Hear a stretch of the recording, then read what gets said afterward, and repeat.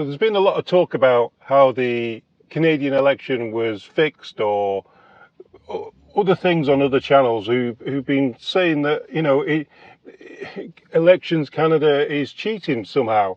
Well, no, it isn't. That's not what happened. It's definitely not what happened. You see programs about people using pencils and about ballots being taken home and stuff. It's all that's all normal.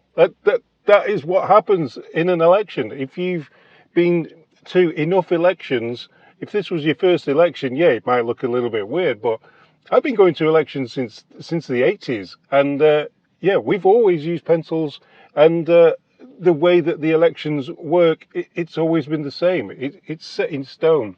But let's have a look at a few things that did happen that could have, and well, I think 100% influenced this election. The first thing was the Green Party. What they did is they pulled 100 candidates away from their constituencies and didn't run. Didn't run in 100 ridings. Why is that? Well, because they couldn't do any more than what Mark Carney's doing as a net zero elite shill to the WEF.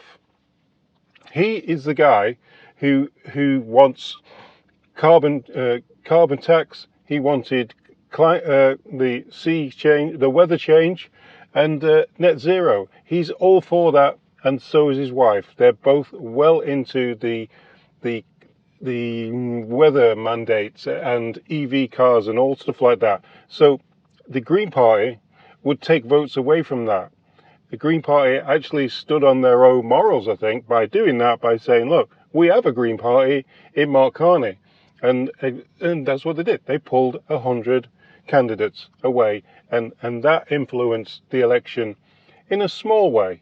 But what influenced the election in a bigger way than that? I think, this is just my opinion, mainstream media.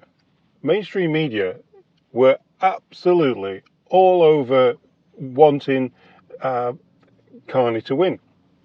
And that's because Polyev came out and he said, look, we will defund the CBC. And really, that should have been just kept quietly on an agenda somewhere. Don't stand there in front of a bunch of reporters and say, if we get in, we're going to defund you. The biggest propaganda machine in Canada, you're going to tell them that we're going to defund you. But on the total opposite side of that, Carney said, we're going to give the CBC more money to get them bonuses up. So, yeah, CBC, mainstream media, and giving money to the mainstream media, big influence, big influence. Third influence, the third thing that has absolutely messed things up, and that is Jagmeet Singh. Jagmeet Singh absolutely bombed his own party so that the Liberals could win. He bombed them. He absolutely decimated the NDP party by basically just agreeing with everything that the Liberals were saying and coming up with some crazy things that he was like, he had an agenda that he didn't want the Conservatives to get in, so he basically sacrificed his own party for that agenda. That was that was something that I didn't expect. I didn't expect NDP to absolutely go right in full on for Liberal. I didn't expect that. I thought NDP would have at least stood their ground, because like Canada is supposedly a multi-party country, unlike America. But it seems that the election was fought on just a two-party election with the backup of the other two parties. Nobody had time to react to the fact that these two parties wanted this party to win. Because if you think back 6 months ago, Conservatives were going to win by a landslide. NDP would have probably got the second place position and official opposition. Bloc probably third, and Liberals were looking to have no party status. And that's just turned around. I don't think it's turned around because they put Carney in. I think it's turned around because that's the way that everybody moved around, and the Carney initiative actually, yeah, well, maybe putting Carney in did do something because that triggered it. That triggered everything. And the last thing is the Trump deranged syndrome. The they the Liberals played on that so much. They got it into mainstream media so much that that's all people could talk about. I read things about people going to a Carney rally. The rally would only last about 15 minutes, but all he would talk about is Trump. That's all he would talk about. And even now, people are talking about Trump. Even on the election night, people were talking about Trump. Trump, Trump, Trump, Trump, Trump, tariffs, tariffs, tariffs, tariffs. And now that Carney's in, we're having layoffs. We're having layoffs at car manufacturers. Trump's still there. He's not gone anywhere. He won't go anywhere. And then the 51st state thing. They blew that up. I think Trudeau came back from a dinner in America when Trump got elected, and he said to Trudeau, "Oh yeah, you could be the 51st state, right?"